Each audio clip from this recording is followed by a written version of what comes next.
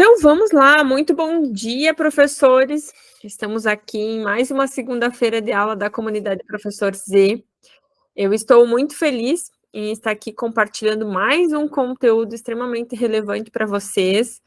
Eu acabei de colocar aqui no chat o nosso canal no YouTube, onde vocês podem acessar as aulas que já passaram. Lembrando que as aulas que estão no YouTube são aulas que só pega a parte onde eu explico o conteúdo, não tem o nosso bate-papo aqui, não tem o tira dúvidas, mas já dá para vocês entenderem como funcionam algumas ferramentas.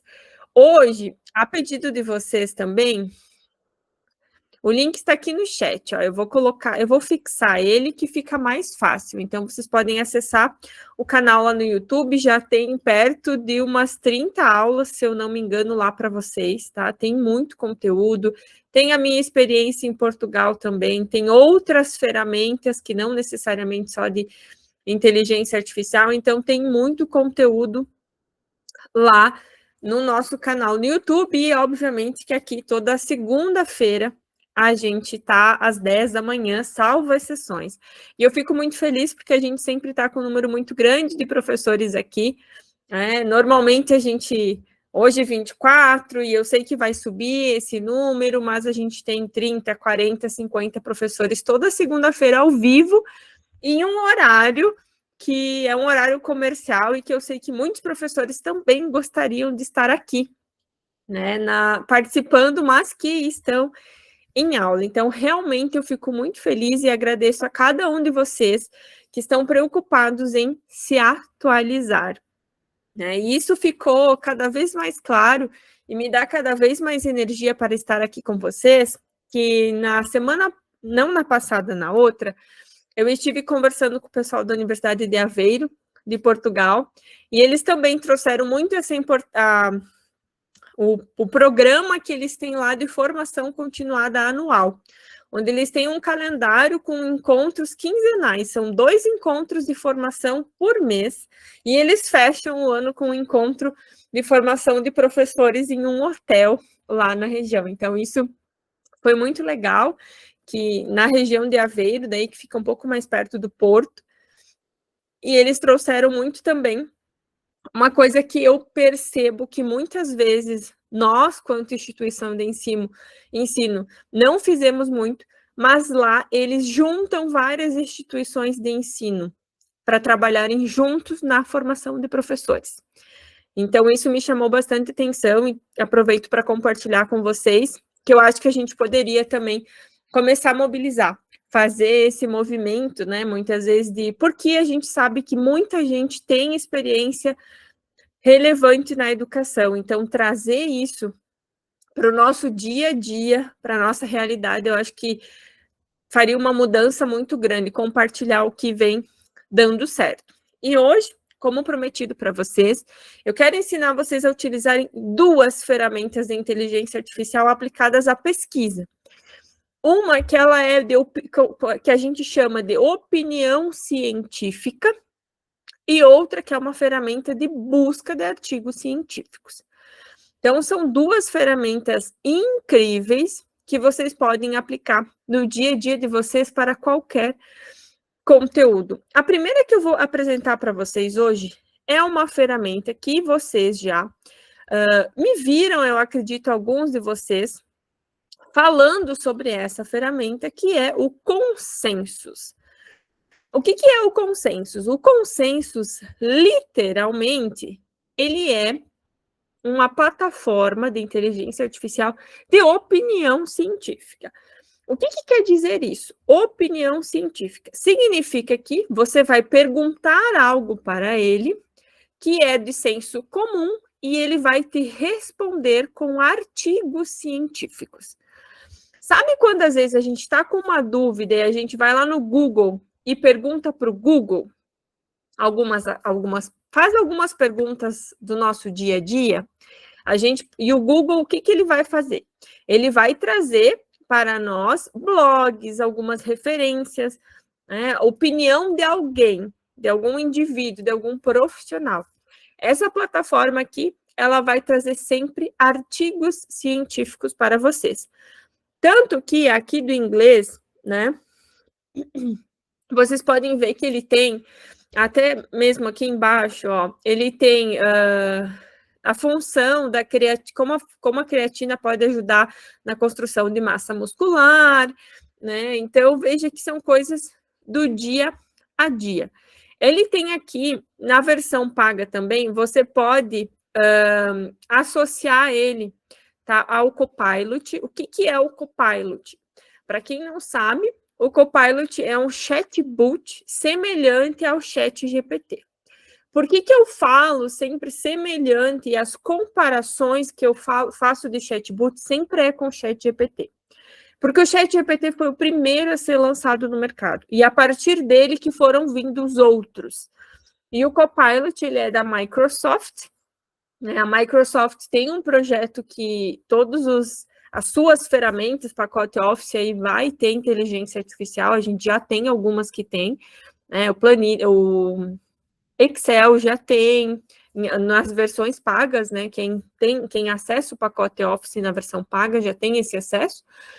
Mas o que acontece com todas essas outras ferramentas? Eu gosto de dizer, imaginem que o ChatGPT é o mais velho e todos eles foram criados depois. Então, o ChatGPT é o que mais tem experiência, o que mais tem treino.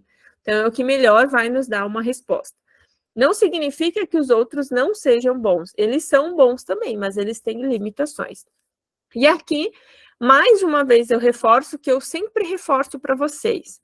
Tomem cuidado com as extensões, porque, inclusive, a Unesco recomenda esse cuidado com as extensões. O que são as extensões? São as empresas que criam extensões.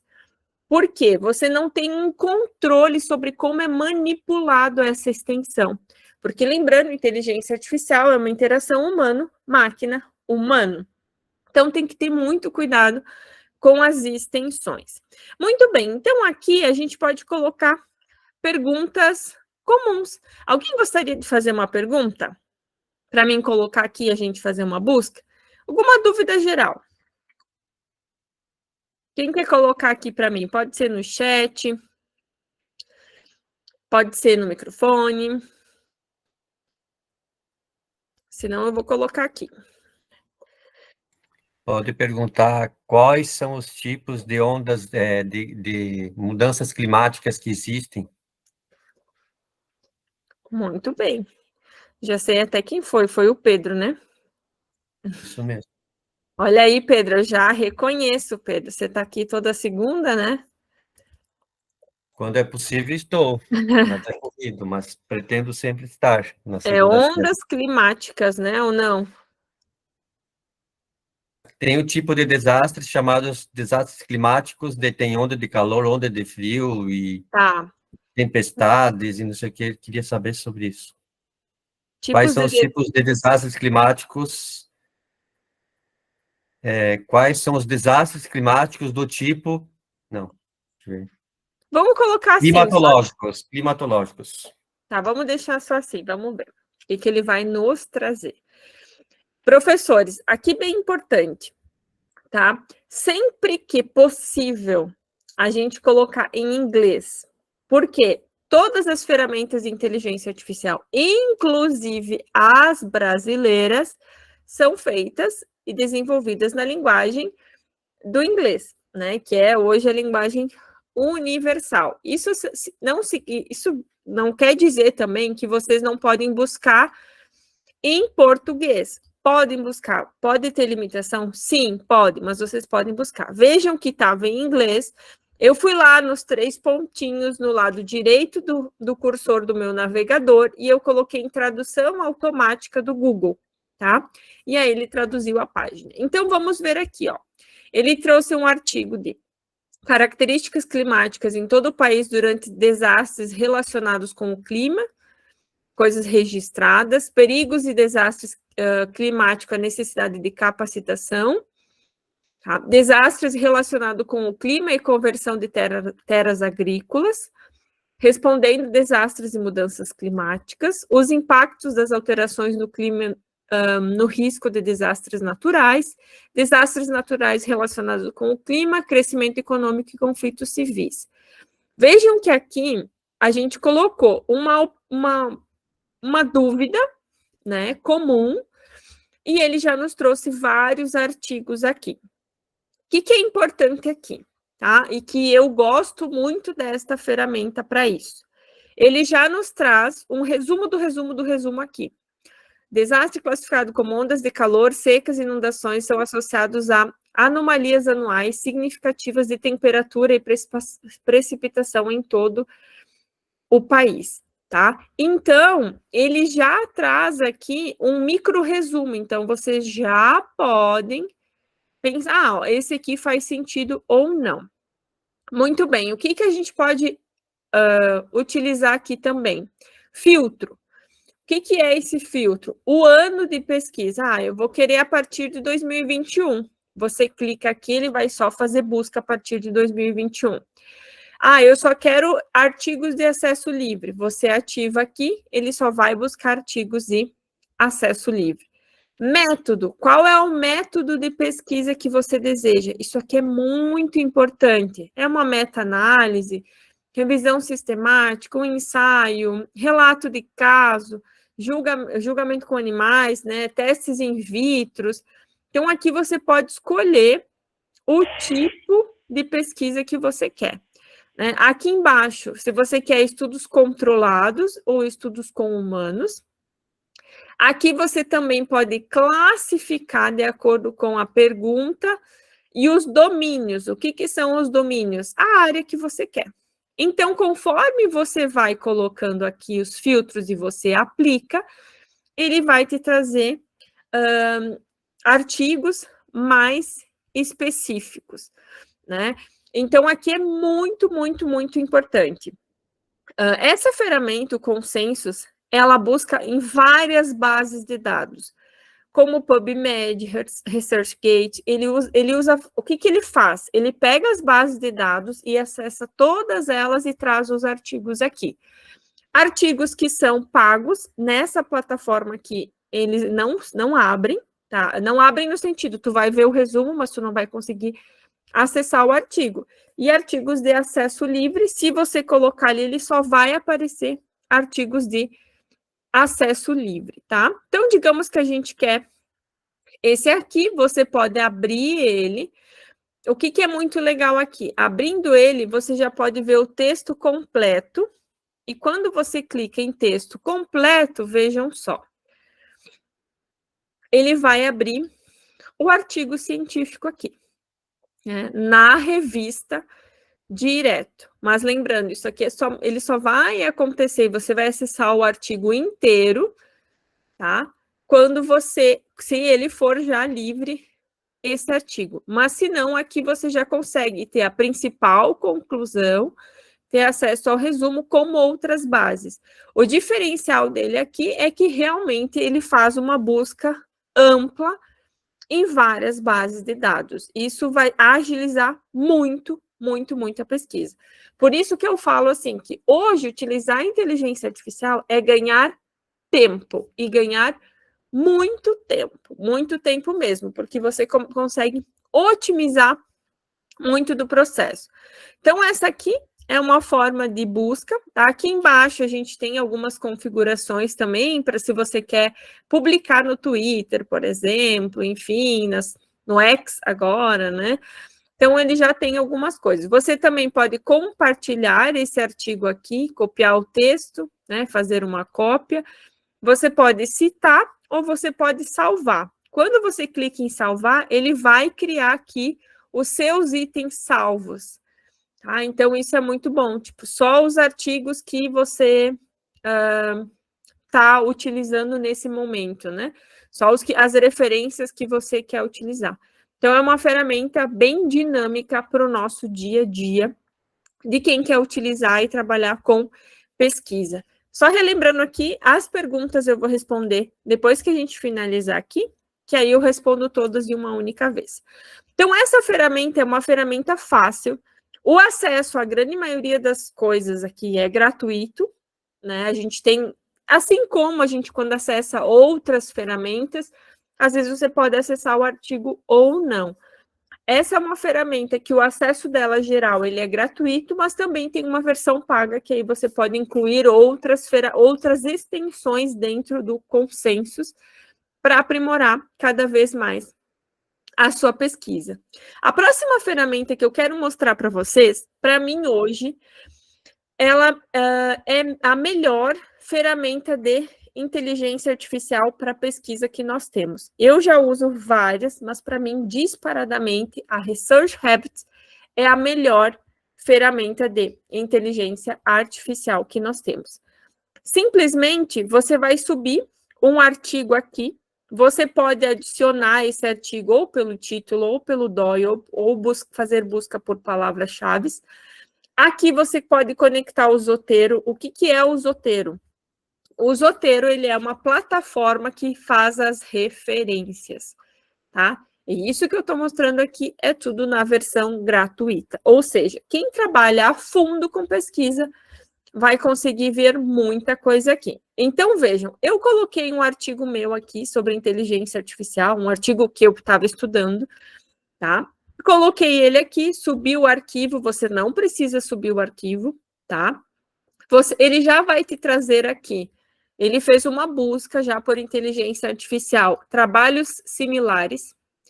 Vejam isso, professor. Ele buscou trabalhos similares a esse que eu trouxe aqui. Tá? Ele me trouxe aqui mais de 2.000 trabalhos similares.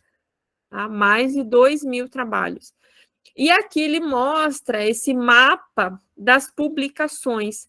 Aqui ele mostra, por exemplo, ó, todos esses trabalhos têm alguma ligação com esse aqui. Ou por citação, ou publicações em conjunto. Tá? Esse aqui, deixa eu aproximar aqui. Ó, se eu clicar nesse aqui, ou é alguma citação, um citou o outro, ou eles publicaram artigos juntos. Para quem hoje está com mestrado, doutorado, trabalha com pesquisas e ensina os seus alunos a fazer pesquisa, seja de trabalho de conclusão de curso ou o que for, não tem como a gente não mostrar como essa ferramenta funciona para os nossos alunos. Porque isso aqui otimiza, e quem trabalha fortemente com pesquisa, quem é pesquisador, hoje muitos, inclusive, trabalham com revisão somente, né? Usar essa ferramenta aqui é ganhar tempo, porque ele traz todos os links entre os pesquisadores, e aqui ele já traz os artigos. Se eu clicar nesse artigo aqui, ele traz o resumo, eu vou ver se é um artigo que serve para mim ou não, ele já traz os trabalhos similares, ele já traz as isso é ótimo, tá? Já estava esquecendo, ó. Ele traz as referências. O que é isso? Sabe quando às vezes a gente quer... eu quero ir buscar essa referência, estudar essa referência do artigo, ou ver essa referência? Você vai lá no final do artigo, pega a referência, copia, põe nas bases de dados. Não precisa mais fazer isso. É só você vir aqui. E aí você clica, ele já abre a referência aqui também, tá? Então, veja que ele já abre, e ele sempre vai mostrando esse mapinha de publicações em conjunto. Tá, ele tem aqui também a opção, deixa eu só fechar esse aqui. Ele tem a opção todas as citações sobre esses autores, ele tem uma sugestão, tá, de autores também. Então, realmente uma ferramenta incrível, tá, para a gente aplicar quem trabalha com pesquisa, utilizar na pesquisa. Essa é mais uma ferramenta que a gente pode utilizar no nosso dia a dia. Ah, eu quero esse artigo, ele tem o PDF aqui também. Você clica nele, tá? Olha aqui, ele abre o arquivo em PDF aqui para você ler todo o artigo. Por exemplo, se você quer realmente analisar, avaliar todo esse artigo aqui, tá? E também da mesma forma, artigos que estão já livres na plataforma. Até quando eu comecei a usar essa ferramenta e o Consenso, eu estava fazendo algumas aulas, né, 2 cursos separados, inclusive, cada um apresentou uma, e eles falavam, não, eles conseguem desbloquear, você vai ter acesso aos artigos. À medida que eu comecei a usar, eu vi que não. E aí eu testava, eu vinha aqui, buscava aqui, era bloqueado, aí eu ia lá buscar, era bloqueado. Então eu vi, mas foi por experiência própria, tá? Que realmente não. Se o artigo está bloqueado na plataforma base, aqui também vai estar bloqueado para pagamento, por exemplo, que é o que é comum, né? Quem trabalha com pesquisa, com artigo, já sabe que isso é o que normalmente acontece, tá? Se você... Beatriz, fala pra gente o nome desse Research Habit. Eu vou colocar o link aqui depois para vocês, tá? Eu já vou colocar ele aqui. Obrigada. Tá? Inclusive, na minha mentoria, tá? Eu trabalho essa ferramenta de uma forma bem profunda, tá? Porque ela tem várias outras funções e a gente aborda essas outras funções mais profundas na mentoria. Mas aqui já é o básico para vocês estarem utilizando. Se você colocar a extensão do Zotero, automaticamente os artigos que você vai utilizando aqui, tá? Ele já vai criando a lista de referências para você. Ou seja, quando você terminar a sua busca de artigos, ele já tem uma lista completa das referências aqui. Então, é uma ferramenta realmente que todo pesquisador deve usar. Essas duas não são as únicas. A gente tem Penelope, Elicite, tem várias outras também, que são ferramentas que são todas complementares, né? Que a gente pode usar para pesquisa e realmente ter resultados muito mais rápidos, tá? Muito, muito, muito mais rápidos, porque você faz a pesquisa de uma forma bem ágil aqui. O Marco Antônio perguntou assim, ele só trabalha com o Zotero? Sim, ele só usa o Zotero, tá? É a única, porque o Zotero hoje já tem inteligência artificial também, tá? E ele só usa o Zotero. Pessoal, essas são as duas ferramentas que eu tinha para apresentar aqui hoje, tá? E agora sim, eu vou abrir para perguntas. Eu vou verificar as perguntas que vieram aqui, tá? E aí a gente vai respondendo. Rosana, eu imagino que aqui você colocou o tema, né, Rosana? As atualizações sobre TEA. A Adriana perguntou aqui sobre as bases de dados. Eles usam a maioria das bases de dados, tá? As principais, digamos assim, as mais relevantes, eles usam. Pedro, ao clicar em citar, ele irá trazer a referência segundo a BNT? Infelizmente, não. Esse é um problema que a gente tem. Por quê? Mas aí é fácil de você fazer o ajuste disso aqui, tá? Então, fiquem bem tranquilos. Porque são ferramentas que são produzidas em inglês. Lembrando que a BNT é uma norma nossa, né? E de modo internacional, todo mundo usa Vancouver, usa outras bases de referências, né? E aí, por exemplo, ali no Zotero, você pode selecionar qual você quer, mas infelizmente não tem a BNT, tá? Mas daí, no caso ali, se for para mim escrever um artigo científico internacional em inglês, eu uso aquele. Isso. E outra coisa, pessoal, hoje o ChatGPT, tá? As revisões de inglês e as traduções que o ChatGPT tem feito com um bom prompt não estão mais precisando revisão de um revisor, tá? Só que tem que saber construir o prompt, tem que saber dar o comando ali, tá? Se você faz um prompt bem feito, tá? E inclusive na mentoria eu tenho algumas estratégias muito boas, associando à revista que você quer publicar, tá? Ele consegue ir lá buscar o padrão da revista e traduzir o teu artigo nesse padrão, tá? Ele faz umas revisões que não está precisando mais você enviar para um revisor ou um tradutor. Eu não sei se alguém de vocês aqui já mandou artigo para traduzir ou para revisar, mas você sabe que a gente gasta no mínimo 2, 3 mil reais, dependendo do tamanho do artigo, tá? Menos do que isso é difícil. Então, às vezes, é melhor você aprender como o ChatGPT faz isso, tá? E você conseguir ter essa autonomia para sempre, e inclusive auxiliar até os estudantes a fazer esse tipo de tradução. Inclusive, eu li uma matéria, eu acho que tem umas 2 semanas, onde realmente eles traziam um texto que eu achei muito bom, que a inteligência artificial vai universalizar muitas coisas, muitas, porque você vai poder viajar, por exemplo, com o ChatGPT no seu celular e ele vai resolver todos os seus problemas. Não só isso, a gente tem o PI, o pai hoje, também que ele é um assistente pessoal e ele resolve muitos dos seus problemas aí. Tá? Então, são algumas ferramentas e está evoluindo muito. Semana passada, eu conversei, não me lembro como é que era o nome da prof, mas ela era da Bahia. Ela disse que ela teve um problema de pânico no carro e ela usou a Luzia que ela tinha pegado em uma das aulas que eu apresentei, e a Luzia ajudou ela a resolver o problema e ela conseguiu resolver. Então, veja em que processo evolutivo que a gente está da inteligência artificial. Profs, os sites eu coloquei os dois aqui, eu vou colocar de novo para vocês, tá?